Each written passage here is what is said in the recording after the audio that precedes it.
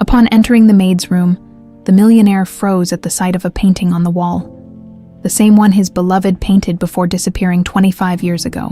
Nathaniel Brooks stood at the window of his study, staring out at the sprawling grounds of his Boston mansion. The view was picturesque. Meticulously trimmed hedges, a grand fountain glistening under the faint moonlight, and the dim silhouette of the city skyline in the distance. Yet, none of it mattered to him. The beauty outside only served to amplify the emptiness within. The mansion, a symbol of his towering success in the real estate world, now felt like a mausoleum, haunted by the ghosts of a life he no longer recognized. In his hand, a crystal glass of whiskey caught the faint light, the amber liquid swirling as if reflecting the storm of emotions brewing inside him. His gaze shifted upward, landing on the painting above the fireplace, a vibrant depiction of a field of sunflowers bathed in the golden hues of a setting sun. It wasn't just any painting. It was her painting, Vivian's.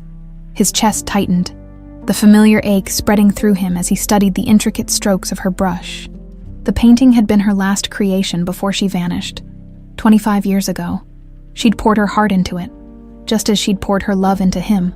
Nathaniel's jaw clenched, and he turned away, unable to bear the weight of it for another second. He drained his whiskey in one swift motion, the burn in his throat a small but welcome distraction. Setting the glass down, he ran a hand through his salt and pepper hair, his reflection in the darkened window catching his attention. The man staring back was powerful, wealthy, and feared in the business world, but he was also lonely, haunted, and incomplete. Nathaniel had built an empire in the years since Vivian disappeared. Skyscrapers that reached the heavens, deals worth billions, a legacy that would outlive him. But every tower he erected only cast a longer shadow over the one part of his life he could never rebuild. Tonight felt different. Restlessness settled over him, an unease he couldn't shake. It was as if something in the house called to him, whispering to a part of him he'd long buried. He stood and left his study, his footsteps echoing softly against the polished marble floors as he wandered aimlessly. The mansion's vast halls loomed around him, every corner steeped in silence. His wanderings took him to the eastern wing, an area rarely visited. This part of the house was designated for the staff, an unspoken divide between their world and his. He hadn't stepped foot in this wing in years. As he moved down the dimly lit corridor, passing rows of closed doors with small brass nameplates, something unusual caught his eye. One door, slightly ajar, spilled a sliver of golden light into the hall. He paused, curiosity tugging at him. Stepping closer, Nathaniel hesitated for a moment. It was late, and he didn't want to intrude, but something compelled him to push the door open. The room was modest but tidy, its simplicity a stark contrast to the grandeur of the mansion. A neatly made bed occupied one side. A small wooden desk sat by the window, cluttered with books and loose papers, and a chair rested beneath it. What stopped Nathaniel in his tracks, however, was the painting hanging on the far wall. It was impossible. He stepped closer, his breath catching in his throat. The field of sunflowers, the glowing horizon, the warmth radiating from every stroke of the brush. It was identical to the painting in his study. Every detail, every nuance, was the same. It couldn't be. "Excuse me?" The voice startled him. Pulling him out of his trance, he turned sharply to see a young woman standing in the doorway. Her dark hair was tied loosely in a bun, her eyes wide with a mix of surprise and wariness. Nathaniel began, struggling to find the words. He gestured toward the painting. "Where did you get this?" The woman stepped into the room cautiously, her gaze flicking between him and the painting. "It's my mother's," she said slowly. "She painted it." His heart skipped a beat. "Your mother," he repeated, his voice tight with disbelief. "Yes." She crossed her arms defensively, as if unsure of his intentions. "Why does it matter?" Nathaniel's mind raced. The resemblance was uncanny. "What's her name?" "Vivian Carter," she replied. Her tone tinged with suspicion. Nathaniel staggered, gripping the edge of the desk for support. It couldn't be. But the name hit him like a thunderclap, the truth staring back at him in vibrant yellows and golds. "Where is she?" he demanded, his voice thick with urgency. Bella, he now remembered her name from the staff list, tensed, her brow furrowing. "Why do you want to know?" Nathaniel took a deep breath, trying to steady himself. "I need to see her," he said simply. Bella hesitated. She's not the same, she said at last, her voice softening. She had an accident years ago. She doesn't talk about her past. Her words only strengthened his resolve. Take me to her, he insisted, his tone leaving no room for argument. Bella studied him for a long moment, as if weighing his sincerity. Finally, she nodded. Tomorrow, she said quietly. I'll take you to her tomorrow. As Nathaniel left the room, the painting remained etched in his mind. Something long buried had been unearthed. And the mansion's walls, once silent, now seemed to hum with secrets waiting to be revealed. Nathaniel barely slept that night. The hours crawled by as his mind raced, torn between disbelief and anticipation. How could Vivian be alive after all these years? How could she be hidden in plain sight, tied to his home in a way he had never imagined? Questions buzzed incessantly in his head, each more overwhelming than the last. The dawn came sluggishly, its light creeping through the tall windows of his bedroom. By the time the first rays of sunlight illuminated the mansion, Nathaniel was already dressed and pacing the grand foyer. Bella had promised to take him to her mother today, but patience had never been his strength. At exactly 9 o'clock, Bella appeared at the top of the staircase, looking as hesitant as she had the night before. Her hair was tied back in the same loose bun, and her simple uniform betrayed none of the weight of what she was about to reveal. She stopped mid-step when she saw him waiting, a glimmer of surprise flickering across her face. "You're early," she remarked cautiously as she descended the staircase. "I didn't want to waste any time," Nathaniel replied, his voice steady despite the storm within. "Shall we go?" Bella nodded, but said nothing more. Leading him out of the mansion and toward a small car parked near the servants' quarters, Nathaniel climbed into the passenger seat without hesitation, his usual disdain for anything less than luxury cars entirely forgotten in the urgency of the moment. The drive was silent at first, filled only with the hum of the engine and the occasional rattle from the car's aging frame. Bella kept her eyes on the road, gripping the steering wheel tightly. Nathaniel, meanwhile, stared out the window, his thoughts a chaotic blur. After nearly an hour of winding roads and suburban streets, Bella turned onto a quiet cul-de-sac. The houses here were modest but well kept, their small gardens neatly trimmed. She pulled into the driveway of a single-story home with white shutters and a red door. It was unassuming, hardly the kind of place he'd imagined Vivian living in, but something about it felt strangely fitting. "She's inside," Bella said softly as she cut the engine. "But you need to know something before you go in." Nathaniel turned to her, his expression unreadable. "What is it?" Bella hesitated, her fingers tightening around the steering wheel. "My mom. She's not the person you remember. The accident changed her. She has gaps in her memory, and sometimes she gets confused.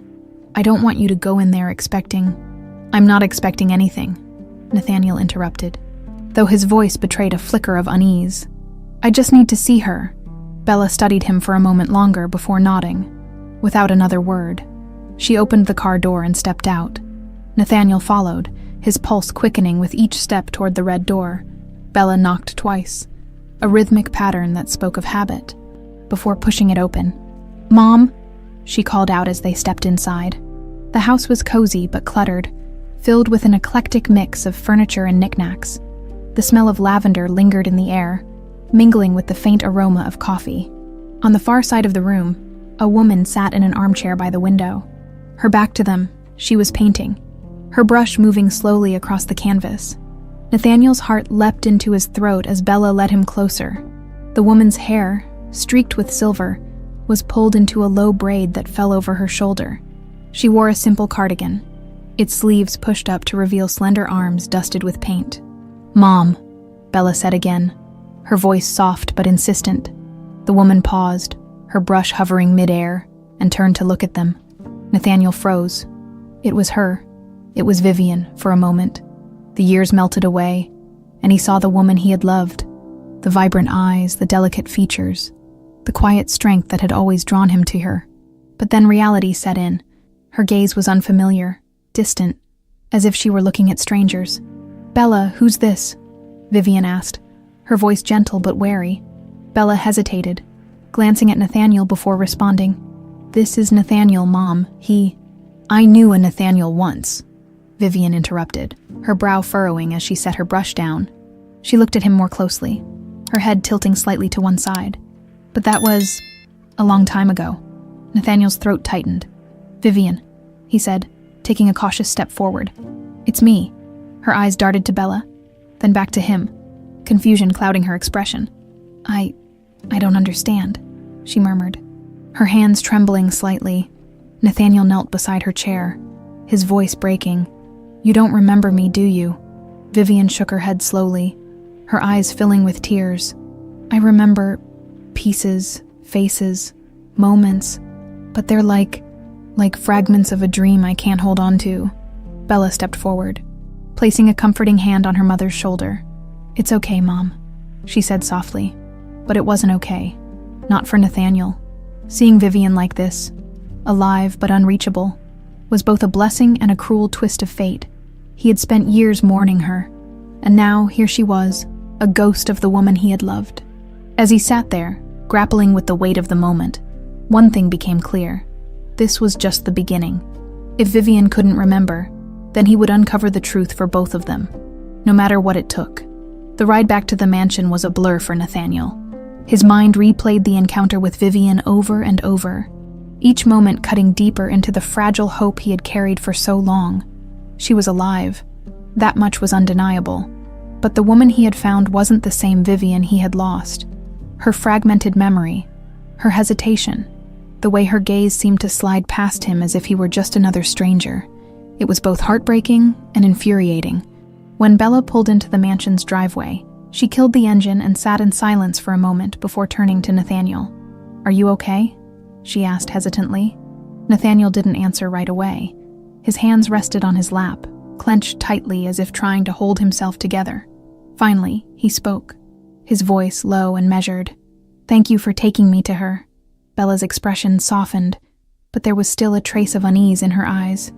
"I just want what's best for her," she said. "And I don't know if digging into the past is what she needs right now." Nathaniel turned to face her, his gray eyes sharp despite the exhaustion etched into his features. "The past is the only thing that can give her back what was stolen from her," he said firmly. "And I'm not going to stop until I figure out what happened." Bella sighed, shaking her head.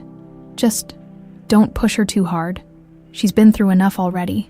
Without waiting for his response, she got out of the car and walked toward the servants' quarters. Nathaniel sat there for a moment longer, watching her disappear into the distance. He understood her protectiveness. Vivian was her mother, after all, but he couldn't let it deter him. Too many questions had been left unanswered for too long, and now that he had a chance to uncover the truth, he wouldn't let it slip away. Back inside the mansion, Nathaniel headed straight to his study. The familiar comfort of the room did little to ease his racing thoughts, but it was the only place he could think clearly. He poured himself a drink, though the whiskey barely touched the knot in his chest. The painting above the fireplace loomed large, its golden hues mocking him. He stared at it, searching for answers in its strokes, as if Vivian had hidden some secret within the brushwork. What had happened to her after she disappeared? Who had taken her from him? And why? And how had she ended up living such an unassuming life? Her memories shattered and her identity erased. Nathaniel set his glass down with a sharp clink and pulled out his phone. He dialed a number he hadn't used in years, the weight of it settling heavily in his chest. The line rang twice before a deep voice answered. "Mr. Brooks," came the familiar tone. "It's been a long time." "Too long, Archer," Nathaniel replied, pacing the room. "I need your help." Archer, a private investigator Nathaniel had worked with in the past, was someone who specialized in uncovering the unthinkable. If anyone could get to the bottom of this, it was him. "What's the job?" Archer asked. Nathaniel hesitated for only a moment before plunging in. "It's about Vivian. She's alive." There was a pause on the other end of the line, followed by a low whistle. "You're serious." "Dead serious," Nathaniel said grimly. "But she doesn't remember anything. Not me, not her life, not what happened to her. I need you to find out where she's been and who's responsible for this." Archer didn't hesitate. "I'll start right away. Send me everything you have. Photos, names, any leads you've got." "I will," Nathaniel said, a flicker of determination reigniting in his chest. "And, Archer, keep this quiet. I don't want anyone knowing about this until I have answers." "Understood," Archer replied. I'll be in touch," as the call ended. Nathaniel felt the first stirrings of hope since his encounter with Vivian. He had a plan now, a path forward. But as he sat back in his chair, his gaze drifting once more to the painting, he couldn't shake the feeling that the answers he sought might be more painful than he was prepared for. The next morning, Nathaniel found himself in the eastern wing again, standing outside Bella's room. He knocked lightly, and after a moment, the door opened. Bella looked surprised to see him, but not entirely displeased. "I need to ask you something," Nathaniel began, his tone careful. Bella crossed her arms. "About my mom." "Yes," Nathaniel admitted. "She mentioned an accident. Do you know what happened?" Bella's expression darkened. "It was before I was born. She doesn't talk about it much, but from what I know, she was found unconscious near a highway. No-eyed, no family looking for her. Just alone." Nathaniel felt a chill run down his spine. "And no one ever came forward?" Bella shook her head. "She told me once that she felt like a ghost, like she didn't exist before that day." Nathaniel's jaw tightened.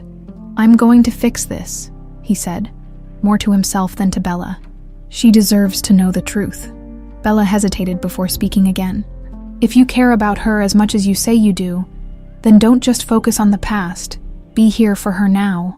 Her words stayed with him as he left, echoing in the quiet halls of the mansion.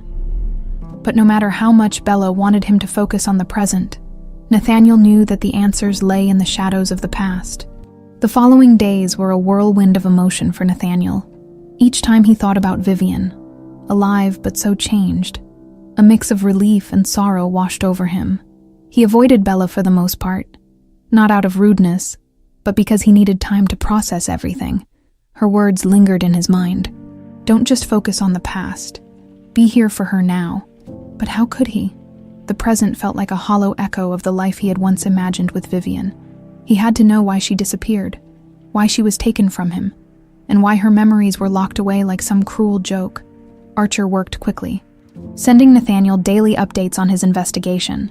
So far, the only significant lead was the highway where Vivian had been found decades ago, unconscious and unidentified. Nathaniel wanted answers faster, but he knew this kind of work required patience. Unable to sit idle, Nathaniel decided to visit Vivian again. This time, he went alone. He didn't inform Bella, partly because he didn't want her objections and partly because he felt this was something he needed to face by himself. The drive felt longer than before, his anticipation making every mile drag. When he finally arrived at Vivian's modest home, he hesitated on the porch. The weight of the unknown pressed heavily on him. He knocked softly, the sound almost drowned out by the rustle of leaves in the wind. "Coming," Vivian's voice called from inside. When the door opened, she stood there, her face lighting up in brief recognition. "Nathaniel," she said, her tone uncertain but not unfriendly. "Vivian," he greeted, his voice soft but steady. "I hope I'm not intruding." She shook her head, stepping aside to let him in. "Bella's at work," she explained, motioning for him to sit on the couch. "I know," he said. "I came to see you." Vivian tilted her head, her expression a mix of curiosity and wariness. "Why?" Nathaniel took a deep breath, struggling to find the right words. "Because I need to understand what happened to you. To us." Her brow furrowed, and she looked away, her fingers nervously twisting the hem of her cardigan. "I don't remember much," she admitted. "Sometimes I get flashes, faces, voices, places, but they never make sense." "Flashes?" Nathaniel leaned forward, his heart pounding. "What kind of flashes?" Vivian hesitated, then gestured toward a small stack of canvases leaning against the wall. "Sometimes I paint them," she said. He stood and walked over, kneeling to sift through the paintings. Most were abstract, swirls of color and emotion, but one stopped him cold. It was a fragmented image of a face. His face. "Vivian," he said, holding the painting up. "This is me." She nodded slowly, her eyes glistening. "I didn't know for sure. I just felt it." Nathaniel swallowed hard, emotions threatening to overwhelm him. "Do you remember anything about us? Anything at all?" Vivian rubbed her temples, as if trying to coax the memories out. "I remember feeling safe, loved, but it's like looking at a photo that's been torn into pieces." The edges are there, but the middle is missing. Nathaniel sank back onto the couch, his heart aching. I loved you, Vivian, more than anything. I thought I'd lost you forever. She met his gaze, her expression softening. I'm sorry, she whispered, though the apology felt misplaced. It wasn't your fault, he said quickly. Someone took you from me, and I'm going to find out who. The determination in his voice seemed to unsettle her. She shifted in her seat, looking down at her hands. I'm not sure I want to remember, she admitted. Her words hit him like a blow. What? Why not? Because what if it's worse than I can handle? She said, her voice trembling. What if I remember things that I don't want to? What if I've built this life with Bella, and the truth ruins it? Nathaniel opened his mouth to respond, but hesitated. She had a point. He had been so consumed with the idea of finding answers that he hadn't considered the cost to Vivian. I just want you to be happy, he said finally. If that means leaving the past alone, then... His voice faltered. Then I'll try to accept that. Vivian looked at him, her eyes searching his face. Thank you, she said softly. But even as he nodded, Nathaniel knew he couldn't give up. Not yet. Later that night, back in his mansion, Nathaniel received a call from Archer. I've got something, Archer said, his tone urgent. What is it? Nathaniel asked, sitting up straight. There's a connection to your brother, Travis, Archer replied. It's not solid yet, but there are enough breadcrumbs to follow. I'll need a couple more days to dig deeper. Nathaniel's grip tightened on the phone. Keep me updated, he said, his voice cold. As the call ended, Nathaniel stared at the painting in his study, the field of sunflowers glowing softly in the dim light. The pieces of the puzzle were starting to come together, but he couldn't shake the feeling that the picture they would form might be darker than he anticipated. For now, he would wait. But the storm was coming, and Nathaniel was ready to face it head-on. The morning dawned with a crispness in the air, but Nathaniel felt no sense of renewal. Sleep had eluded him once again, his mind tangled in the revelations of the past days. Vivian was alive, Bella was her daughter, and Travis, his brother, might hold the key to everything that had happened. Nathaniel stood in the grand foyer of his mansion, his fingers brushing against the cold marble banister as he gazed up at the chandelier. The mansion, once a fortress of pride, now felt suffocating, its ornate walls heavy with unanswered questions. He knew he couldn't remain idle. The truth was out there, and he was closer to it than ever before. He made his way to his study, where a steaming cup of coffee awaited him, a small but consistent ritual provided by the staff.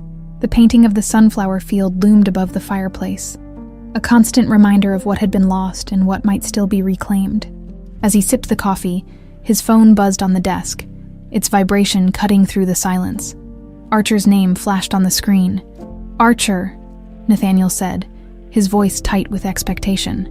I've got more, Archer replied without preamble. Remember when I mentioned breadcrumbs? Well, the trail just got a lot clearer.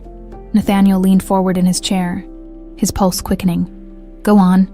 Your brother Travis had dealings with a private clinic not long after Vivian's disappearance. The records are thin. He's good at covering his tracks, but there's enough to suggest he was paying someone there to keep quiet. A clinic, Nathaniel repeated, his brow furrowing. Yeah, it's a small place outside the city, and get this, they specialized in treating patients with amnesia and trauma. Nathaniel felt his grip on the phone tighten. You're saying he knew where she was? I'm saying it's highly likely, Archer said. But there's more. I dug into the property records for that clinic. Guess who was listed as a silent investor? Nathaniel's stomach churned. Travis, he said through gritted teeth. Bingo, Archer confirmed. It's not definitive proof, but it's enough to make him squirm if you confront him. Nathaniel stood abruptly, pacing the length of his study. The chandelier overhead cast fragmented shadows, their sharp angles mirroring his turbulent thoughts. I'll handle it, he said finally. Thank you, Archer. Be careful, Brooks, Archer warned. If your brother's been hiding this for 25 years, he won't give it up easily. Nathaniel ended the call and stared at his phone, his jaw set in determination. He couldn't let this go. If Travis had any part in taking Vivian from him, he would make him answer for it. Later that afternoon, Nathaniel found himself in his car, the city blurring past as he drove to Travis's office. Unlike Nathaniel's meticulous and refined style, Travis operated from a sleek but soulless high-rise in downtown Boston. The receptionist barely had time to announce his arrival before Nathaniel pushed through the heavy oak doors of Travis's office. His brother sat behind a massive glass desk, his expression shifting from surprise to annoyance as Nathaniel stormed in. "Nate," Travis said coolly, leaning back in his chair. "What an unexpected visit." "Cut the pleasantries, Travis," Nathaniel snapped, his voice like steel. "I know about the clinic." For a split second, a flicker of something crossed Travis's face. Guilt, panic, before he composed himself. "I have no idea what you're talking about," he said smoothly. Nathaniel slammed his hands down on the desk, making the glass tremble. "Don't play dumb with me. You invested in a clinic that treated amnesia patients right after Vivian disappeared. Why?" Travis smirked, but the confidence in his eyes faltered. "You've been busy," he said, leaning forward. "But you're grasping at straws. Brother, you always were too sentimental for your own good." "Sentimental?" Nathaniel's voice rose. "Is that what you call wanting the truth? I know you did something to her, Travis. I just don't know what yet. But I will." Travis stood, his calm demeanor cracking. "You have no idea what you're talking about," he hissed. "Vivian is gone. Let it go." "She's not gone," Nathaniel shot back. "She's alive, and she remembers enough to know you're hiding something." The words hung in the air like a thunderclap. For the first time, genuine fear flickered in Travis's eyes. "You're bluffing," he said, but his voice lacked conviction. Nathaniel leaned in, his voice a deadly whisper. "Am I?" Travis's jaw tightened, but he didn't respond. Nathaniel straightened, a wave of satisfaction washing over him. "This isn't over, Travis," he said, turning to leave. Not by a long shot. As he walked out of the office, Nathaniel felt a surge of purpose. Travis's reaction had confirmed his suspicions. The pieces of the puzzle were falling into place, but the picture they formed was darker than he had imagined. Back at the mansion that evening, Nathaniel stood once again before the sunflower painting. He thought of Vivian and Bella, of the life they could have had if not for Travis's betrayal. The past wasn't just a memory, it was alive, clawing its way to the surface, and Nathaniel was ready to face whatever lay ahead, no matter the cost. Nathaniel woke the next morning with a singular focus. Travis, his confrontation the previous day, had confirmed his brother's involvement in Vivian's disappearance. But the specifics remained maddeningly elusive. Nathaniel was no longer content to rely on Archer's slow, methodical approach. He needed answers now, and Travis wasn't going to slip away this time. By midday, Nathaniel was back at his mansion, pacing the length of his study, his eyes flicked toward the painting above the fireplace. The field of sunflowers glowing in the muted daylight, Vivian's memory lingered in every stroke, urging him forward. He picked up his phone and dialed Archer. "I need you to pull Travis's travel records," Nathaniel said without preamble. "Already on it," Archer replied, his voice crisp. "What's the plan?" "I'm going to force his hand," Nathaniel said, his tone resolute. "If he won't tell me the truth, I'll make him." Archer sighed on the other end of the line. "Just be careful, Brooks. If Travis feels cornered, he'll do something reckless." Nathaniel hung up without a response. Reckless or not, Travis had run out of places to hide that evening. Nathaniel drove to Travis's estate, his grip on the steering wheel tightening with each passing mile. The sprawling property was as ostentatious as its owner, a statement of wealth rather than taste. Nathaniel parked at the gate, ignoring the questioning glance of the security guard as he strode through. Travis greeted him in the foyer, his expression a mix of irritation and wariness. "Back so soon," he said, his voice dripping with mockery. "We need to talk," Nathaniel said curtly, brushing past him into the grand living room. The space was cold and impersonal, all sleek lines and polished surfaces. Travis followed, his steps deliberate. "I thought we said all we needed to yesterday." "You might have thought so," Nathaniel said, turning to face him. "But I didn't." Travis sighed, pouring himself a drink from the bar cart. "You're wasting your time, Nate. Vivian's gone, and chasing ghosts won't bring her back." "She's not gone," Nathaniel said, his voice sharp. "She's alive, and I've seen her.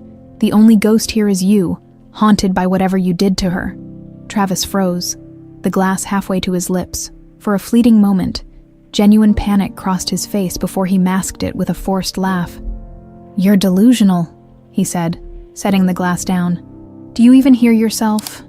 Nathaniel stepped closer, his presence imposing. "Cut the act, Travis. I know about the clinic. I know about the money you funneled into it, and I know you're the reason Vivian disappeared." Travis's smirk faltered, his grip tightening on the edge of the bar. "You don't know anything." "I know enough," Nathaniel shot back, "and I'll find out the rest, whether you cooperate or not." The tension in the room was suffocating. Travis set his glass down with deliberate care, his gaze hardening. "You have no idea what you're digging into," he said quietly. "You think you want the truth, but you don't." "I'm not afraid of the truth," Nathaniel retorted. Travis let out a bitter laugh. "Of course you're not. You've always been the golden boy, haven't you? The perfect son, the brilliant businessman, the one everyone loved." He leaned in, his voice dropping to a venomous whisper. "But you never saw what it was like living in your shadow." Nathaniel frowned, taken aback by the sudden shift. "This isn't about me, Travis. This is about what you did to Vivian." "No," Travis snapped. "It's about what you took from me. Everything I ever wanted. You had Vivian. She was the last straw.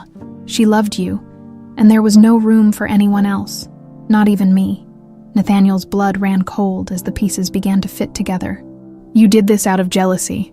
Travis's eyes burned with years of buried resentment. "I didn't have a choice," he said, his voice shaking. "I needed to make you see what it felt like to lose." Nathaniel stared at him in disbelief. "You didn't just hurt me, Travis. You destroyed her life. Do you even realize what you've done?" Travis looked away, his bravado crumbling. "I didn't mean for it to go this far," he murmured. Nathaniel's anger boiled over. "It went too far the moment you took her from me," he roared. "You've had 25 years to come clean and you did nothing. You're a coward, Travis." Silence filled the room, heavy and oppressive. Travis finally met Nathaniel's gaze, his expression hollow. "What are you going to do?" Nathaniel took a step back, his voice cold. "You'll find out soon enough." As Nathaniel left the estate, his mind churned with the weight of the confrontation. Travis's confession wasn't enough. He needed concrete proof, something that would hold up in the face of the lies Travis had built his life on. When Nathaniel returned to his mansion, Archer's name lit up his phone screen. "Brooks," Archer said, his tone urgent. "I've got something big. Travis just booked a flight out of the country. He's running." Nathaniel's jaw tightened. "Where's he going?" "New York first, then Dubai," Archer replied. Nathaniel's eyes hardened as he stared at the painting of the sunflower field. "He's not getting away," he said, his voice resolute. The chase was on, and Nathaniel would stop at nothing to bring his brother to justice. Nathaniel wasted no time. The next morning, as the sun barely crept over the horizon, he was already preparing for what he knew would be a critical confrontation. Travis was running, but Nathaniel would ensure he didn't get far. The weight of his brother's betrayal hung heavily in his chest, but beneath the anger lay a deeper pain, a relentless ache for the years lost with Vivian. Before heading to the airport, Nathaniel made a stop. He found himself once again outside the small, unassuming house where Vivian and Bella lived. His knuckles hovered over the door before he knocked, the sound echoing faintly in the stillness of the early morning. Bella answered, her face groggy but alert as she registered his presence. "Nathaniel," she said, her voice edged with surprise. "What are you doing here?" "I need to see your mother," he said, his tone urgent but measured. "It's important." Bella hesitated. "She's not doing well," she admitted, stepping aside to let him in. "Yesterday was overwhelming for her." Nathaniel nodded. "Understanding. I won't push her. I just need a few moments." Bella gestured toward the small living room where Vivian sat, her eyes fixed on a blank canvas in front of her. The morning light streamed through the windows, casting a soft glow on her silver-streaked hair. She didn't seem to notice Nathaniel's approach until he softly called her name. "Vivian," he said gently. Her gaze lifted slowly, her eyes clouded with confusion. "Nathaniel," she murmured, as if testing the name. "You're here again." "I had to see you," he replied, lowering himself to sit on the edge of the couch. "There's something I need to tell you." She blinked, her expression guarded. "What is it?" Nathaniel hesitated, his hands gripping his knees. "It's about Travis," he began. "I've uncovered things that explain why you disappeared, why you don't remember." Vivian's brow furrowed, her hand instinctively reaching for the paintbrush on the table beside her. "Travis," she repeated, the name unfamiliar on her lips. "Yes," Nathaniel said, leaning forward. "He took you from me, from your life. He orchestrated everything. Your disappearance, your amnesia. He wanted to hurt me, and he used you to do it." Her hand trembled, the paintbrush slipping from her fingers. I don't understand," she whispered. "Why would he do that?" Nathaniel's voice softened. "He was jealous, Vivian, of me, of what we had. He couldn't stand being in my shadow." Vivian's breathing quickened, her hands pressing against her temples as though trying to hold her head together. "I see pieces," she murmured. "A man yelling, lights, then nothing. It's like staring at shattered glass." Bella appeared in the doorway, watching the exchange with a mix of concern and confusion. "What's going on?" she asked, stepping closer. Nathaniel turned to her, his expression grim. "Travis is behind everything. He's been hiding the truth for 25 years. Bella's eyes widened. "That's insane. Why would he—" "Because he wanted to destroy me," Nathaniel interrupted. "And he used your mother to do it." Vivian's voice broke through, shaky but resolute. "I remember the accident," she said, her eyes unfocused. "It wasn't an accident, was it?" Nathaniel's heart clenched. "No, Vivian, it wasn't." Tears welled in her eyes, spilling down her cheeks as her hands fell to her lap. Bella moved to her side, wrapping an arm around her shoulder. "Mom," she said softly, "it's okay. We'll get through this." Nathaniel stood, his resolve hardening. "I won't let him get away with it," he said. "I'm going to stop him." Nathaniel arrived at the airport just as Travis's flight was boarding. The departure hall was a frenzy of travelers, their hurried steps and rolling luggage blending into a cacophony of noise. Archer had tipped off the authorities, but Nathaniel wasn't about to leave anything to chance. He spotted Travis near the gate, his usual composure replaced with an air of frantic urgency. The sight of him, dressed in a tailored suit, his expression taut, fueled Nathaniel's determination. "Travis?" Nathaniel's voice cut through the crowd. Travis turned, his eyes narrowing as he spotted his brother approaching. "Nathaniel," he said, forcing a smirk. "Come to see me off." "You're not going anywhere," Nathaniel growled, stepping closer.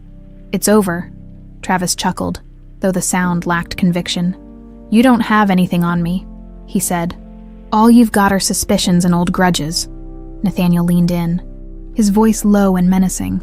"You're wrong. I have enough to make sure you never see the outside of a cell again." Travis's smirk faltered, and for a moment, genuine fear flickered in his eyes. "You don't have the guts," he sneered, his voice trembling. Nathaniel straightened, his gaze steady. "Watch me," before Travis could respond. Two uniformed officers approached, their expressions stern. "Travis Brooks," one of them asked. Travis froze, his bravado crumbling. "What is this?" he demanded, his voice rising. "You're under arrest," the officer said, pulling out a pair of handcuffs. "We have a warrant for your detention," as the cuffs clicked into place around his wrists. Travis's composure shattered. He struggled against the officers, shouting protests and threats. But it was no use. Nathaniel watched in silence, his chest tight with a mix of satisfaction and sorrow. This wasn't the victory he had wanted. No matter how much justice he brought to Travis, it wouldn't erase the years of pain or the damage done to Vivian. But it was a start. As the officers led Travis away, Nathaniel turned toward the exit. The sunlight outside was blinding, but he welcomed it. For the first time in decades, he felt the weight of the past beginning to lift. Nathaniel returned to the mansion that evening, his emotions swirling like a storm. Watching Travis get hauled away had brought him some sense of justice, but it also left him grappling with the enormity of what had been lost. Vivian's life, her memories, their shared future, all stolen by his brother's jealousy. The revelation was as painful as it was infuriating. In the silence of his study, Nathaniel paced restlessly. The sunflower painting loomed over the fireplace, its golden hues a stark reminder of everything he had fought for. Archer had promised to comb through Travis's records and dig deeper into the clinic where Vivian had been treated. But Nathaniel was impatient. The pieces of the puzzle were beginning to fit together, but they still lacked clarity. His phone buzzed on the desk, breaking his thoughts. It was Archer. "Brooks," Archer said, his tone clipped but excited. "I've got more for you, and you're going to want to hear this in person." Nathaniel frowned. His curiosity piqued. "What is it?" "I found detailed records connecting Travis to the clinic. But there's more. Vivian's case file. It's still there, and it paints a pretty grim picture." Nathaniel's grip on the phone tightened. "Where do I meet you?" Archer gave him an address, a nondescript office space where he often worked on high-profile cases. Nathaniel wasted no time, grabbing his coat and keys before heading out. The drive to Archer's office was a blur, his thoughts consumed by the promise of answers. When he arrived, Archer was already waiting. A thick folder spread out on the table before him. "Glad you could make it," Archer said, gesturing for Nathaniel to sit. "Skip the pleasantries," Nathaniel replied, his voice taut. "What did you find?" Archer pushed the folder toward him. "Vivian's file," he said. "It's incomplete, likely because Travis pulled strings to bury parts of it. But there's enough here to give us a clear timeline." Nathaniel opened the folder, his eyes scanning the documents. Medical records, therapist notes, and a sparse police report painted a harrowing picture. Vivian had been found near a highway with no identification, suffering from severe trauma. The accident wasn't mentioned as deliberate in the official report, but the inconsistencies suggested otherwise. "Look at this," Archer said, pointing to a section highlighted in red. The clinic staff noted that Vivian showed signs of amnesia and PTSD. She had flashes of memories, but nothing concrete. It looks like Travis arranged for her to be treated there under an alias, Jane Doe, then quietly ensured she never regained her identity. Nathaniel's stomach churned as he read the notes. One line stood out. "Patient often mentions the field, but becomes distressed when asked to elaborate." "The field," Nathaniel muttered. Archer nodded. "That painting she made, the sunflowers, it must have been a fragment of her memory. Something tied to you." Nathaniel's jaw clenched. The field had been their favorite place, a sprawling meadow they often visited just outside the city. It was where Vivian had painted the original sunflower piece, where they had laughed, dreamed, and planned their future. "Travis knew," Nathaniel said bitterly. "He knew exactly what he was taking from us." "There's more," Archer said, flipping to another page. "Travis wasn't just keeping her hidden. He was actively working to keep her dependent on the clinic. She was given medications that likely suppressed her memory recovery, and when the clinic shut down years later, he cut all ties. She ended up with Bella, and the rest. Well, you know." Nathaniel closed the folder, his hands trembling. The depth of his brother's cruelty was staggering. "Is there any way to undo this?" he asked quietly. Archer hesitated. "Vivian's memories might return on their own, but it's not guaranteed. Trauma like this can be tricky. The best thing you can do is be there for her. Help her feel safe." Nathaniel nodded, though the words felt hollow. He had spent so many years chasing the past, and now that it was within his grasp, it seemed as fragile as Vivian's fragmented memories. When Nathaniel returned to the mansion, Bella was waiting for him in the grand foyer. She looked tense, her arms crossed as she watched him approach. "Where were you?" she asked, her tone edged with suspicion. "Following up on Travis," Nathaniel replied. "There's more to this than you know." Bella frowned. "What do you mean?" Nathaniel sighed, gesturing for her to follow him into the study once inside. He handed her the folder. "Read this," he said. "It's about your mother." Bella sat down hesitantly, flipping through the pages. With each line, her expression shifted. Shock, anger, and finally, heartbreak. "He did this to her," she whispered, her voice trembling. "Yes," Nathaniel said. "Travis made sure she stayed hidden and broken. He robbed her of her life, and he robbed us of each other." Bella looked up, her eyes brimming with tears. "How do we fix this?" Nathaniel's gaze softened. "We start by helping her remember who she is, not just what happened, but the life she had before Travis took it away." Bella nodded, determination replacing her sorrow. "She deserves that. We both do." As they sat in the study, the sunflower painting above the fireplace seemed to glow brighter, a beacon of hope in the midst of their despair. The road ahead would be difficult, but Nathaniel was ready to face it, for Vivian, for Bella, for the family they were beginning to rebuild. The following morning, Nathaniel stood in his study, gazing at the sunflower painting as sunlight poured through the windows. It was hard to imagine how something so beautiful could hold so much pain. The field had been their sanctuary once, a place of joy and love. Now, it felt like a haunting symbol of what had been taken. Vivian's file, with its harrowing details, lay open on his desk. Bella had read every page the night before, her anger simmering beneath a surface of quiet determination. She had spent hours sitting with her mother afterward, softly encouraging her to remember more. Vivian, fragile but willing, had shared fragments, snippets of laughter, faint images of the field, and the name Nathaniel, which had surfaced in her mind like a whisper. Now, Nathaniel was ready to push forward. He picked up his phone and dialed Archer, who answered after a single ring. "Brooks," Archer said briskly. "I've been digging through the clinic's financial records, and I found something you're going to want to see." "I'll be there in an hour," Nathaniel replied, grabbing his coat. At Archer's office, the investigator greeted him with a stack of documents spread across the table. "This is the smoking gun," Archer said, tapping the top sheet. "Bank statements showing consistent payments from Travis to the clinic, disguised as consultation fees. But it gets worse." Nathaniel frowned, leaning over to scan the papers. "Worse how?" "There's a second account," Archer explained, sliding another set of records forward. "It's tied to someone inside the clinic.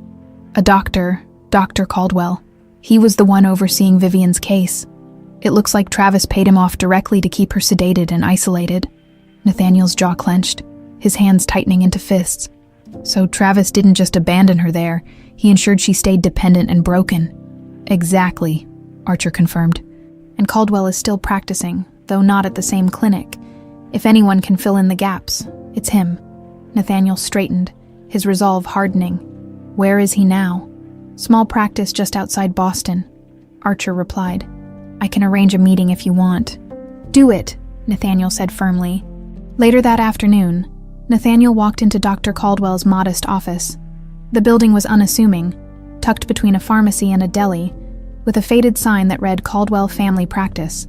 The receptionist, a young woman with a warm smile, guided him to an exam room where Caldwell was waiting.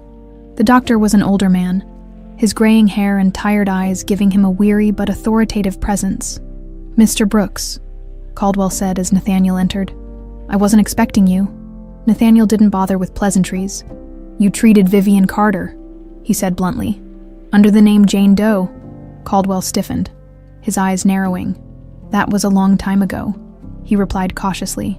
"Not long enough for me to forget what you did," Nathaniel countered, stepping closer. "You kept her sedated. You buried her memories, and you took money to keep her away from her life." The doctor shifted uncomfortably, his gaze darting toward the door. "I don't know what you're talking about." Nathaniel slammed a hand on the desk, his voice low but furious. "Don't lie to me. I have the records, the payments, everything.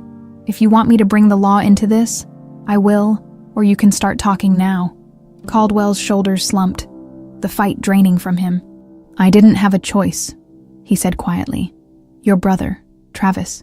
He made it clear what would happen if I didn't cooperate. I have a family to protect." Nathaniel's glare didn't soften. "So you destroyed someone else's family instead?" The doctor sighed, rubbing a hand over his face. "I regret it every day. But it wasn't just about keeping her sedated.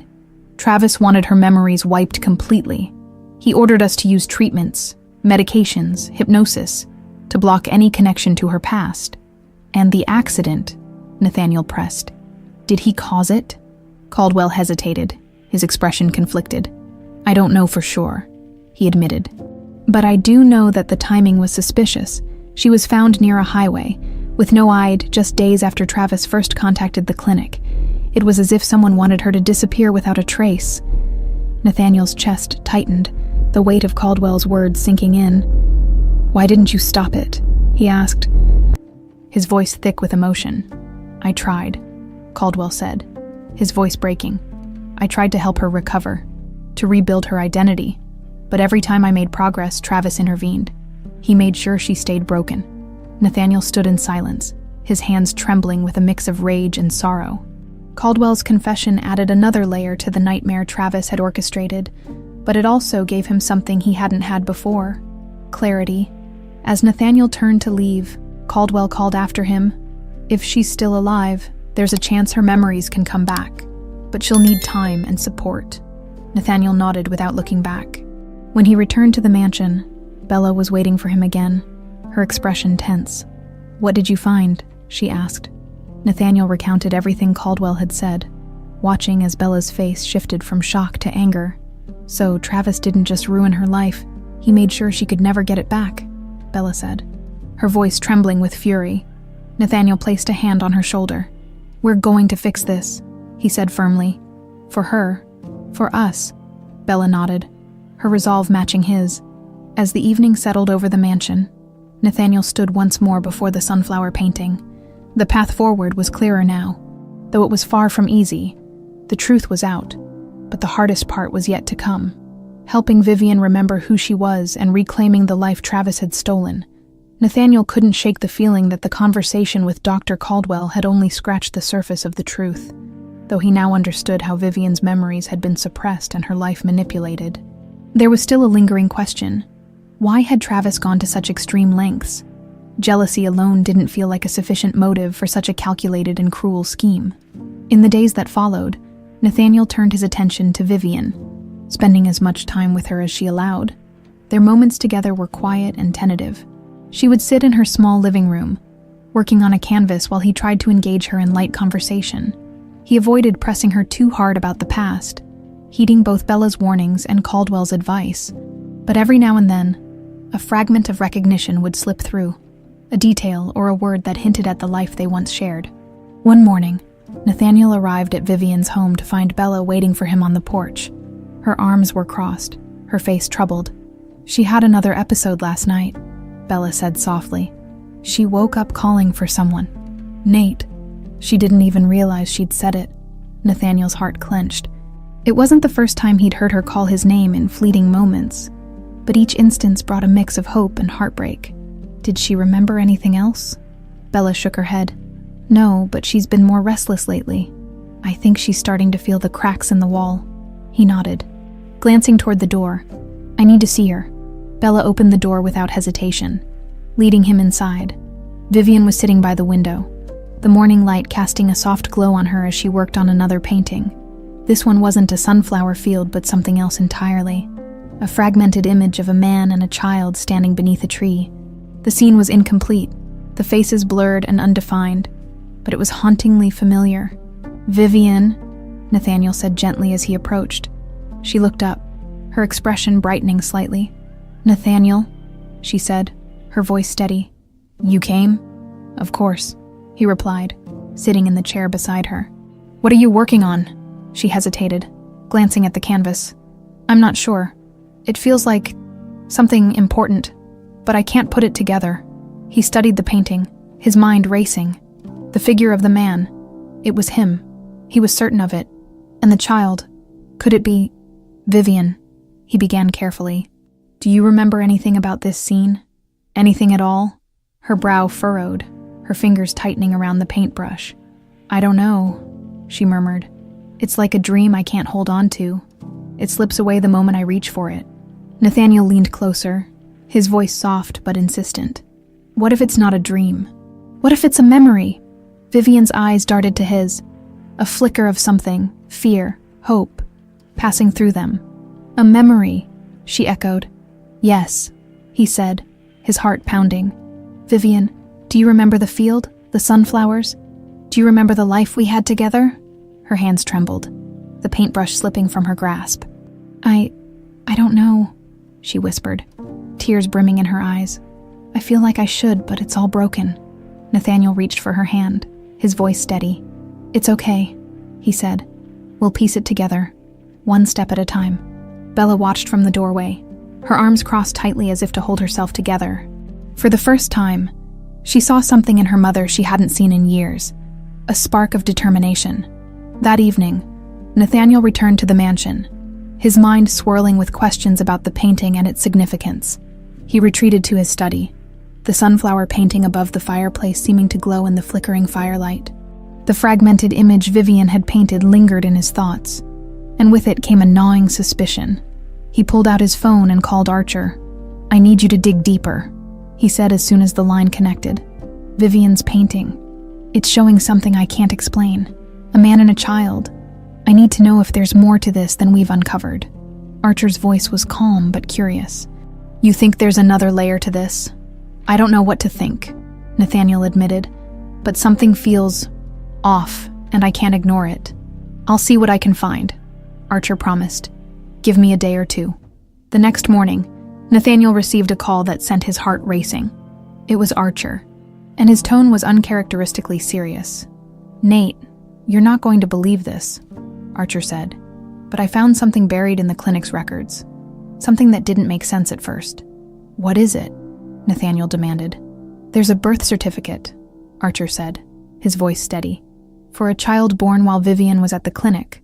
The father's name isn't listed, but the timing lines up exactly with her disappearance."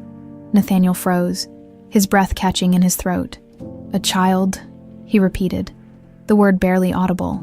"Yes," Archer confirmed. "It could explain why Travis went to such lengths to keep her hidden. If there was a child involved. It changes everything." Nathaniel sank into his chair, his mind reeling. A child. Could it be Bella? Could she be more than just Vivian's daughter? His daughter? The thought was both exhilarating and terrifying. "Send me everything you have," Nathaniel said finally. "I need to know the truth." As the call ended, he stared at the sunflower painting, its golden hues seeming to radiate a warmth that now felt like hope. The past was unraveling, its secrets spilling into the present, and for the first time in years, Nathaniel felt a glimmer of something he thought he'd lost forever, a chance to rebuild the family he had always dreamed of. Nathaniel sat in his study, staring blankly at the documents Archer had sent. The words blurred together, but one detail stood out with crystal clarity: the birth certificate of a child born while Vivian was at the clinic. The timing, the circumstances, it all pointed to the possibility that Bella wasn't just Vivian's daughter. She was his daughter, too. The weight of the revelation settled heavily on his chest. For 25 years, he had mourned Vivian, believing she was gone forever. He had never considered the possibility that, during those lost years, a part of her had survived, had thrived, without him. But how would Bella react to the truth? She had grown up believing Nathaniel was nothing more than her mother's employer. How would she process the reality that he was her father? Nathaniel barely noticed the hours passing until Bella arrived at the mansion. She had texted him earlier, asking to meet and discuss her mother's progress. But Nathaniel knew their conversation would take a very different turn. Bella entered the study cautiously, sensing the tension in the air. "You wanted to see me?" she asked, crossing her arms. Her tone was guarded, but her concern for her mother was evident in her eyes. Nathaniel gestured toward the chair opposite him. "Please, sit down. There's something important I need to tell you." Bella hesitated, but eventually sat, her posture stiff. "What is it?" she asked. Nathaniel took a deep breath, the weight of his words pressing against his chest. "Bella," he began, his voice steady but soft. "I've uncovered something about your mother's time at the clinic, something I wasn't expecting." Her brow furrowed, and she leaned forward slightly. "What are you talking about?" He slid the birth certificate across the desk. Bella picked it up, her eyes scanning the document. At first, her expression was unreadable, but then her hands began to tremble. This can't be right," she whispered, her voice barely audible. "It says she had a child while she was at the clinic." Nathaniel nodded, his heart pounding. "Bella, that child, it's you." Her head snapped up, her eyes wide with shock. "What are you saying?" she demanded. "I'm saying that you're my daughter," Nathaniel said, his voice breaking slightly. "Vivian didn't just lose her memory during those years. She had you, and for 25 years, none of us knew the truth." Bella stood abruptly, the chair scraping against the floor. "No," she said, shaking her head. "That's impossible, my father. I don't even know who he was. My mom never talked about him." "She didn't know," Nathaniel said quickly, rising to meet her gaze. "Her memory was taken from her, Bella. She didn't remember me. She didn't even remember herself." Bella paced the room, her hands pressed to her temples. "This doesn't make sense," she muttered. "You're saying you're my father, and all this time no one knew." Nathaniel took a cautious step closer. "I didn't know," he said. "If I had, Bella, I would have done everything to be there for you, to be a part of your life." She stopped pacing, her eyes locking onto his. "And now? What happens now?" she asked, her voice trembling. "You think we just pretend everything's fine? That you're suddenly my dad and everything changes?" Nathaniel's chest tightened. "I don't expect anything from you," he said honestly. "But I want you to know the truth. You deserve that." Bella stared at him for a long moment, her expression unreadable. Finally, she turned away, her voice thick with emotion. "I need time," she said. "This is too much." Nathaniel nodded, though her words cut deeply. "Take all the time you need," he said quietly. That evening, Nathaniel found himself at Vivian's house again. She was sitting on the couch, her hands folded neatly in her lap as if waiting for him. When he entered, her face lit up with a faint smile. "Bella told me you were coming," she said softly. Nathaniel sat beside her, his heart heavy with the weight of what he needed to share. "Vivian, there's something I need to tell you.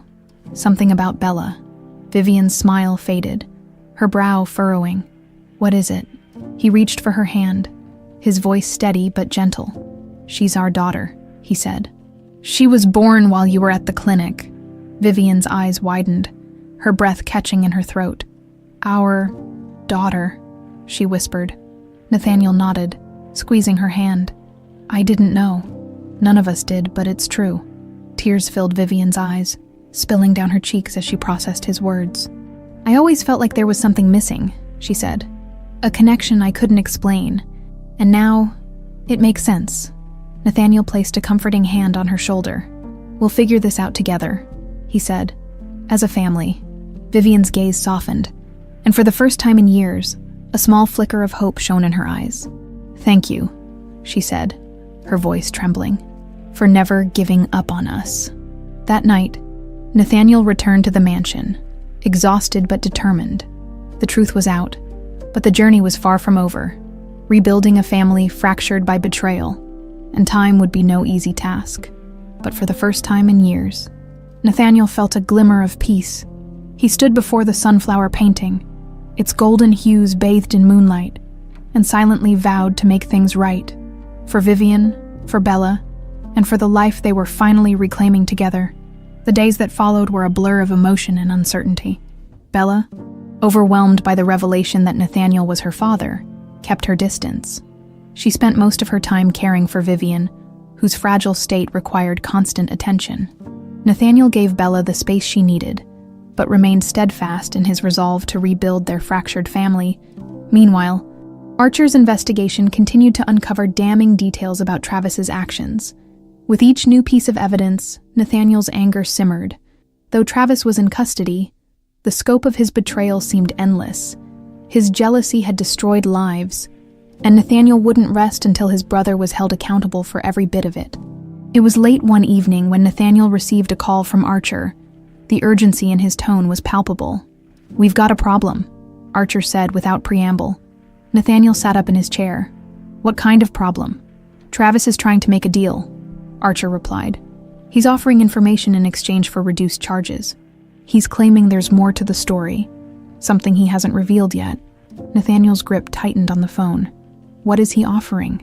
"He's saying he'll give up the name of the person who helped him orchestrate Vivian's disappearance," Archer said.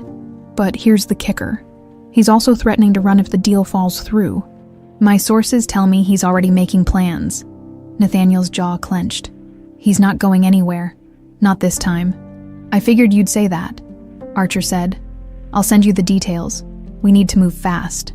The next morning, Nathaniel found himself at the courthouse, where Travis was being held for a pretrial hearing. The tension in the air was palpable as Nathaniel entered the building, his every step echoing through the marble corridors.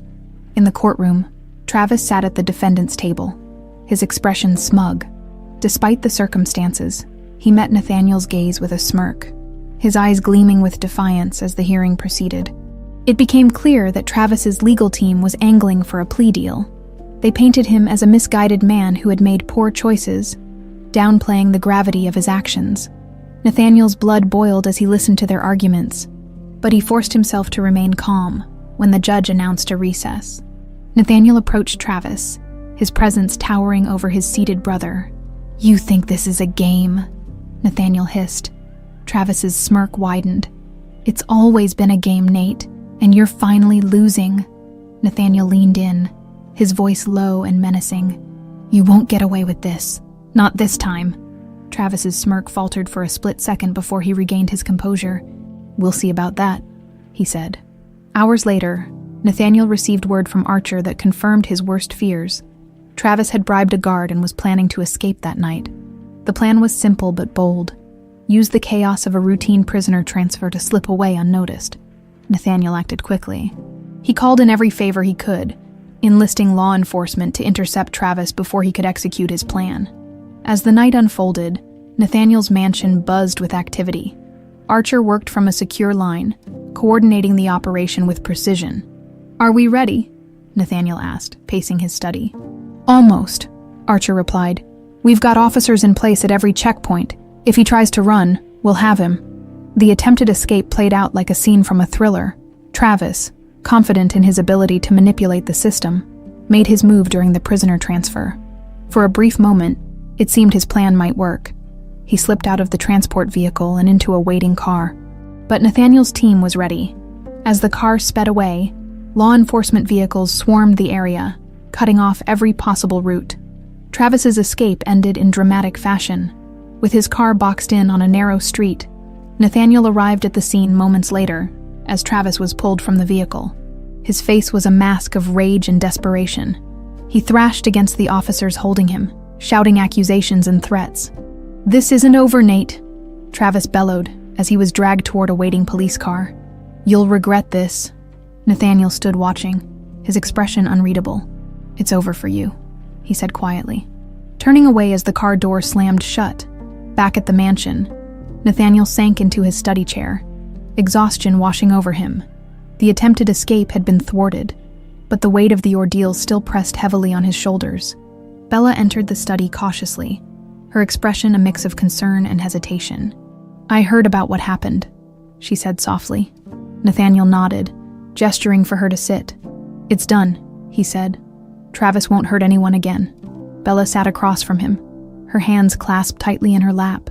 For a long moment, neither of them spoke. Finally, she broke the silence. "I've been thinking," she said, her voice trembling slightly, "about everything you told me, about who I am." Nathaniel's heart clenched. "Bella, no, let me finish," she interrupted, meeting his gaze. "I don't know what this means for us, but I know I want to try. For Mom, for me, for you." Her words hung in the air, a fragile but powerful bridge between them. Nathaniel nodded, his voice thick with emotion. "We'll figure it out. Together." As Bella left the room, Nathaniel turned his gaze once more to the sunflower painting. For the first time in years, it didn't feel like a reminder of loss. It felt like a promise of something new, something worth fighting for. The days following Travis's failed escape were marked by a sense of uneasy quiet. Though Nathaniel had ensured his brother was securely back in custody, the weight of the revelations lingered heavily in the air. The truth about Bella's parentage had created an unsteady but genuine connection between them, and Vivian's gradual progress offered glimpses of hope. But Nathaniel knew the fight wasn't over yet. In his study, he sifted through the pile of documents Archer had provided: bank statements, clinic records, and now a newly obtained series of encrypted emails from Travis's private account. Archer had been working tirelessly to crack the encryption, and Nathaniel was certain the messages would hold the final pieces of the puzzle. Late one evening, Archer called with a breakthrough. "Nate, you're going to want to hear this," Archer said, his voice taut with urgency. "We've decrypted the emails. Travis wasn't working alone. There's a second player in all of this, someone who helped orchestrate everything from behind the scenes." Nathaniel's grip tightened on the phone. "Who?" "Dr. Caldwell," Archer replied. It looks like he wasn't just following orders. He had his own reasons for keeping Vivian in the clinic. Financial reasons. Nathaniel's stomach churned. What kind of reasons? Caldwell was paid off by Travis, yes, but he was also embezzling funds from the clinic and its patients, Archer explained. Vivian's case was lucrative for him. Keeping her sedated and isolated wasn't just about Travis's vendetta. It was about money. Nathaniel's jaw clenched. Where is he now? He's still at his practice, Archer said. But this new evidence ties him directly to the conspiracy. If you confront him with this, he won't have anywhere to hide. The next morning, Nathaniel drove to Caldwell's office, his resolve unshakable. The modest building, which had seemed so unassuming during his first visit, now felt like the epicenter of every betrayal that had shattered his life. Caldwell greeted him in the same quiet, professional manner as before, but there was a flicker of nervousness in his eyes as Nathaniel stepped into the exam room. "Mr. Brooks," Caldwell began, his tone measured, "to what do I owe this unexpected visit?" Nathaniel didn't waste time. He placed a stack of documents on the desk between them, his voice cold and steady. "You've been lying to me, Caldwell, and I have the proof." The doctor's face paled, his hands fidgeting on the desk. "I don't know what you're talking about," he said weakly. Nathaniel leaned forward, his gaze piercing. "Don't insult me. I know about the emails. I know about the money you siphoned from the clinic. And I know exactly how deeply you were involved in keeping Vivian trapped there." Caldwell's composure cracked. "It wasn't just me," he blurted, his voice shaking. "Travis. He forced me into this. He said he'd ruin my career if I didn't cooperate. And the money," Nathaniel shot back. "Was that his idea too? Or did you see an opportunity and take it?" Caldwell looked away, shame washing over his features. "I didn't think it would go this far," he muttered. Nathaniel's voice hardened. "It went too far the moment you decided to prioritize your greed over someone's life. Vivian suffered for years because of you. Bella grew up without a father because of you. Do you even realize the damage you've caused?" Caldwell's shoulders sagged, his guilt apparent. "I'm sorry," he whispered. "I can't undo what's been done, but you can help make it right," Nathaniel said firmly. "You're going to testify against Travis. You're going to tell the court everything you know, every payment, every directive, every single detail. Do you understand me?" Caldwell nodded reluctantly, his voice barely audible. "I'll do it." Later that day, Nathaniel met Archer to discuss the next steps. With Caldwell's testimony secured and the mountain of evidence against Travis growing, the case was finally reaching its climax. "You've got him, Nate," Archer said confidently. "There's no way Travis walks away from this." Nathaniel nodded, though the victory felt bittersweet. The truth had come to light, but it couldn't erase the pain or the years lost. That evening, Nathaniel returned to Vivian's house. Bella was sitting with her mother on the porch, the two of them wrapped in a quiet conversation that brought a faint smile to Vivian's face. "Hey," Bella said softly as Nathaniel approached. "Hey," he replied, his gaze shifting to Vivian. "How are you feeling?" Vivian smiled faintly, her eyes brighter than they had been in weeks. "Better," she said. "Stronger." Nathaniel nodded, his heart swelling with a mix of pride and affection. "I wanted you both to know. Travis is done. Caldwell is testifying against him, and the case is airtight. He won't be able to hurt anyone again." Bella's expression hardened, but she nodded. "Good," she said simply. Vivian reached for Nathaniel's hand, her grip surprisingly firm. "Thank you," she said, her voice trembling, "for fighting for us." Nathaniel squeezed her hand, his voice thick with emotion. "I'd fight for you both 1,000 times over," as the three of them sat together on the porch. The sunset painted the sky in hues of gold and orange, casting a warm glow over the quiet neighborhood. It reminded Nathaniel of the sunflower field, of the life they had lost and were now beginning to reclaim. The road ahead would be long, but for the first time in decades, Nathaniel felt a sense of peace. The truth had been uncovered, and justice was within reach. Now, it was time to heal. The courtroom was quiet, the air heavy with anticipation as the judge entered and the trial began. Nathaniel sat in the front row, his gaze fixed firmly on Travis, who was seated at the defense table, despite the evidence stacked against him. Travis carried himself with the same arrogance Nathaniel had grown accustomed to over the years. But this time, that confidence was cracking. Caldwell, the clinic's disgraced doctor, had taken the stand earlier that morning, his testimony striking a blow to Travis's defense. He detailed every payment, every directive, and every deliberate act designed to keep Vivian hidden and dependent. His confession left no room for doubt about Travis's role as the mastermind behind the years of suffering. Nathaniel glanced to his side, where Bella and Vivian sat together, Bella's face was a mask of quiet fury. While Vivian clutched her hands tightly in her lap, her gaze distant but resolute, it had taken every ounce of courage for Vivian to attend the trial, but Nathaniel knew she needed to see this through, not just for closure, but to reclaim the power Travis had stolen from her when Travis was called to the stand. The room fell silent. He sauntered to the witness chair, his usual smugness replaced with a flicker of unease, as the prosecutor began questioning him. Travis's lies unraveled. His attempts to paint himself as a victim were met with pointed evidence and Caldwell's damning testimony. Nathaniel leaned forward in his seat, his heart pounding as the prosecutor delivered the final question. "Mr. Brooks, do you deny orchestrating the disappearance of Vivian Carter and suppressing her memories to further your own agenda?" Travis hesitated, his jaw tightening. For the first time, his carefully crafted composure cracked. I did what I thought was necessary," he stammered. The courtroom buzzed with murmurs, but Nathaniel's focus remained on Travis.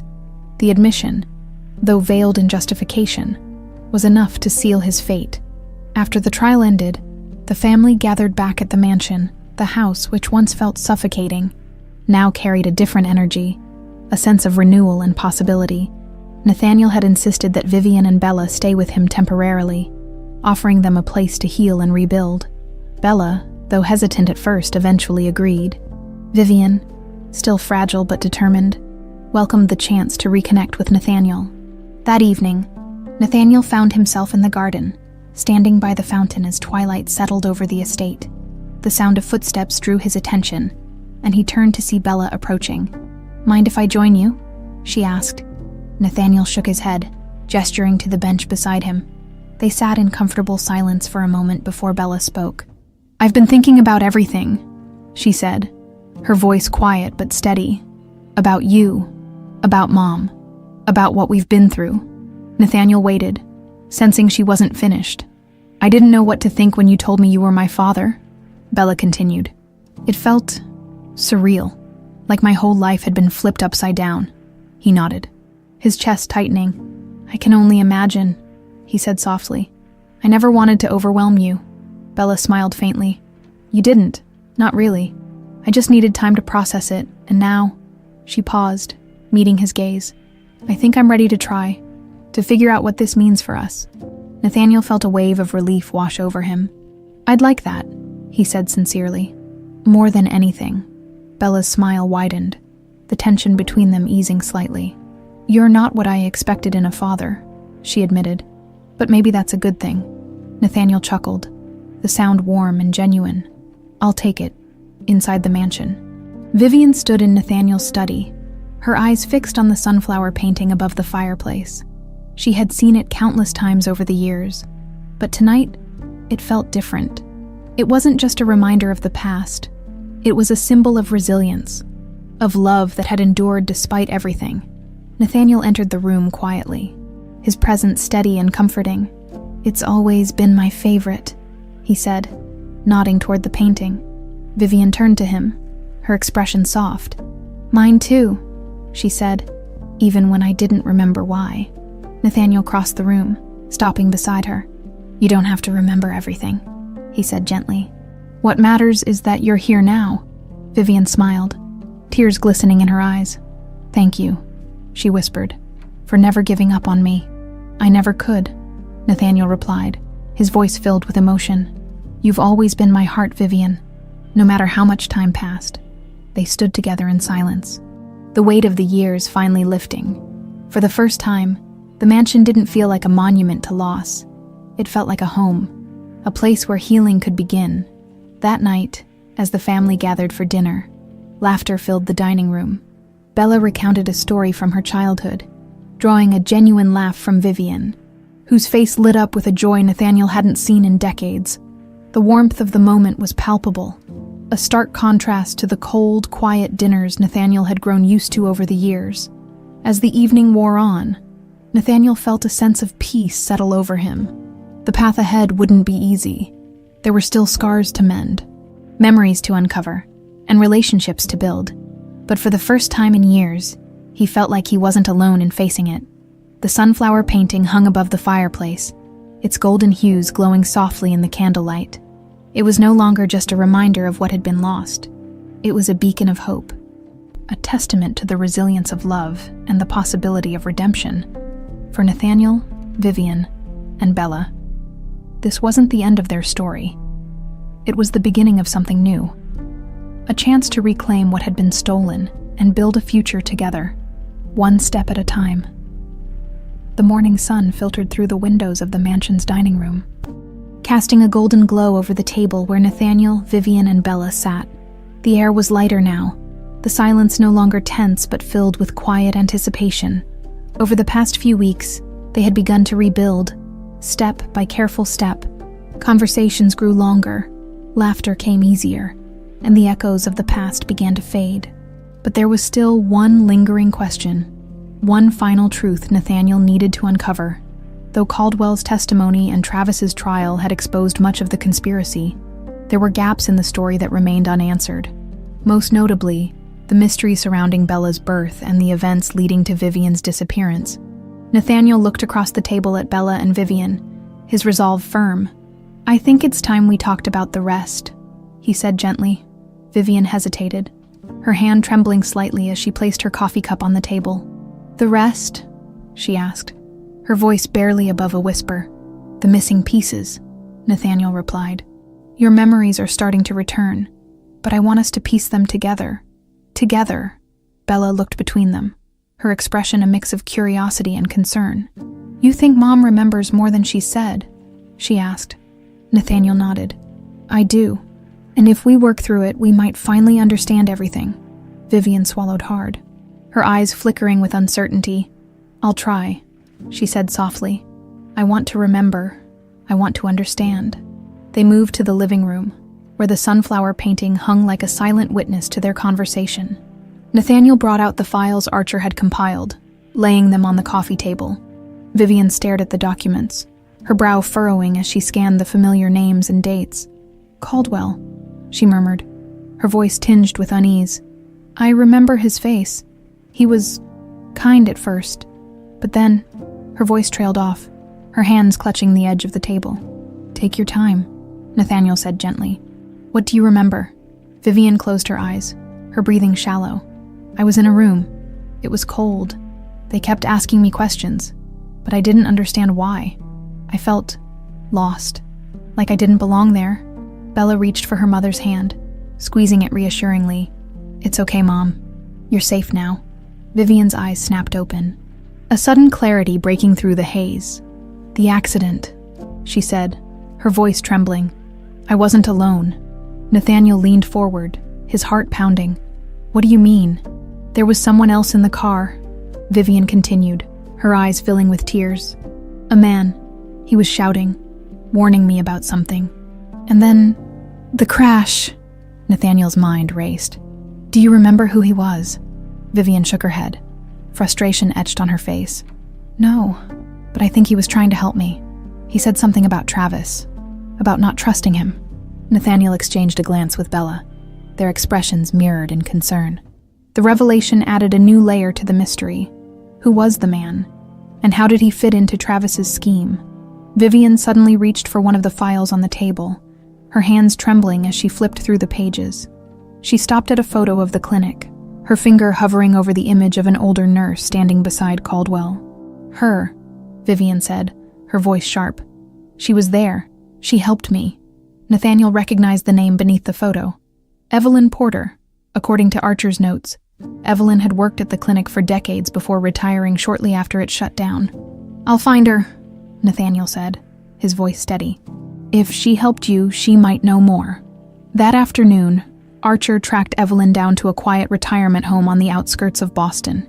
Nathaniel drove there immediately, his pulse quickening as he approached the modest building. The receptionist guided him to a small sitting room where Evelyn waited. She was a petite woman with silver hair and kind eyes that widened slightly as Nathaniel introduced himself.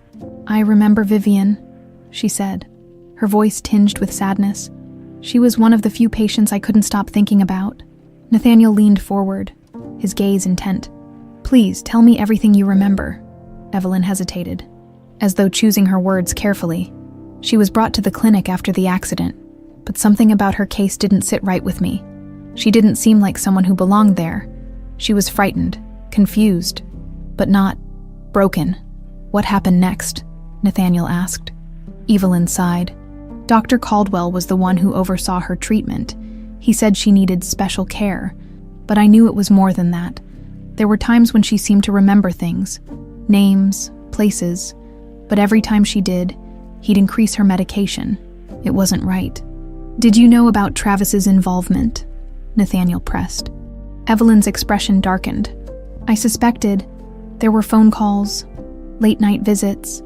I overheard Caldwell mentioning him once, saying he was paying handsomely to ensure Vivian stayed quiet. I tried to help her when I could, but my hands were tied." Nathaniel's jaw tightened. "Do you remember anything about Bella?" "About the child?" Evelyn's face softened. "Yes. Vivian didn't even know she was pregnant when she arrived. I was there when Bella was born. She was so beautiful, so full of life. I wanted to tell Vivian the truth, but Caldwell wouldn't let me. He said it would complicate things." Nathaniel's heart ached at the thought of what Vivian had endured. "Thank you," he said finally, his voice heavy with emotion, "for helping her as much as you could." Evelyn nodded, her eyes glistening with unshed tears. She deserved better. They both did. That evening, Nathaniel shared Evelyn's account with Vivian and Bella. The details brought fresh pain, but also a sense of closure. For the first time, the full picture of what had happened began to emerge. Vivian, though shaken, found strength in the truth. "I'll never get those years back," she said quietly, "but I won't let them define me." Nathaniel reached for her hand, his voice filled with determination. "We'll make new ones," he said. Together, as the family sat together, the sunflower painting glowed softly in the firelight. It no longer felt like a relic of the past. It was a symbol of their resilience, a reminder that even in the face of unimaginable loss, hope could bloom again. Weeks turned into months as the Brooks family began the slow process of healing. The mansion, once a symbol of isolation, now felt alive again. Laughter echoed through its halls. Shared meals became a daily ritual, and the sunflower painting in the living room became a silent witness to their newfound unity. Vivian's memories, though still fragmented, continued to resurface. Each recollection brought moments of clarity and emotion, some joyful, others painful, but she no longer faced them alone. Nathaniel and Bella stood by her side, offering support as she pieced together the life that had been stolen from her. One morning, Nathaniel found Vivian in the garden, standing amidst the rows of blooming sunflowers he had planted months earlier. She turned to him as he approached, her face illuminated by the soft morning light. "They're beautiful," she said, her voice warm. "I remember these. They were always my favorite." Nathaniel smiled, his chest swelling with quiet pride.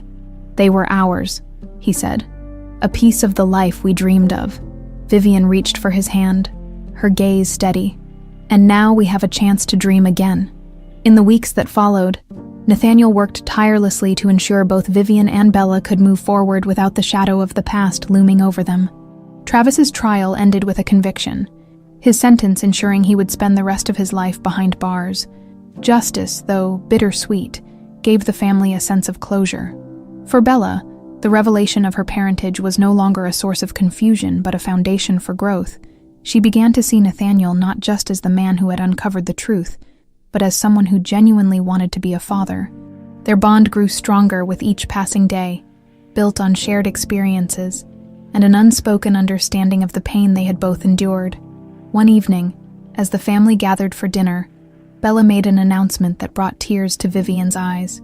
"I've decided to go back to school," Bella said, her voice filled with determination. "I want to study art. Like you, Mom." Vivian's hand flew to her mouth, her eyes brimming with pride. "Oh, Bella," she whispered, "you have no idea how much that means to me." Nathaniel reached across the table, placing a hand on Bella's. "You'll be amazing," he said. "And whatever you need, I'm here for you." Bella nodded, her smile bright. "Thank you for everything." One sunny afternoon, Nathaniel and Vivian visited the field where the original sunflower painting had been created. The meadow stretched endlessly, bathed in golden light, its beauty unchanged despite the passage of time. For Nathaniel, It felt like stepping back into a memory. For Vivian, it was a chance to reconnect with a part of herself she thought had been lost forever. As they walked hand in hand through the field, Vivian stopped suddenly, her eyes scanning the horizon. "This is where I painted it," she said softly. The first sunflower painting. I remember sitting right there, with you beside me." Nathaniel's heart swelled. "I never stopped thinking about that day," he said, "even when I thought I'd lost you forever. This place reminded me of you." Vivian turned to him, her eyes filled with emotion. "And now we're here again," she said, her voice trembling. "It feels like we're starting over." Nathaniel pulled her into an embrace, his voice steady. "We are," he said. "This is our beginning." As the months passed, the family settled into a rhythm of quiet contentment. Nathaniel divided his time between his business and his family, ensuring both flourished. Vivian began painting again, her works reflecting the strength and beauty of her journey. Her art became a source of healing, not just for her, but for Bella, who often joined her in the studio. One evening, as the sun dipped below the horizon, Nathaniel, Vivian, and Bella gathered in the living room. They sat together, sharing stories and laughter, the warmth of their bond palpable. The sunflower painting above the fireplace glowed softly in the flickering light of the fire, a testament to the love and resilience that had carried them through the darkest of times. As the night deepened, Vivian reached for Nathaniel's hand, her gaze steady and filled with gratitude. "We've come so far," she said, "and it's because you never gave up on us." Nathaniel smiled, his voice thick with emotion. "I could never give up on my family," he said. "You and Bella are my everything." Bella leaned her head against Vivian's shoulder, her voice soft. "And we're stronger because of you." The mansion, once silent and cold, now hummed with life and hope. For Nathaniel, Vivian, and Bella, the past was no longer a chain that bound them, but a bridge that connected them to a brighter future. Together, they had faced the truth, confronted their pain, and emerged stronger, their love unshakable. As they sat together beneath the sunflower painting, the world outside seemed to fade away. In that moment, they were no longer defined by loss or betrayal. They were a family, whole, resilient, and ready to embrace whatever the future held. And for Nathaniel, as he looked at the women he loved most, he knew one thing for certain: the sunflowers would always bloom again.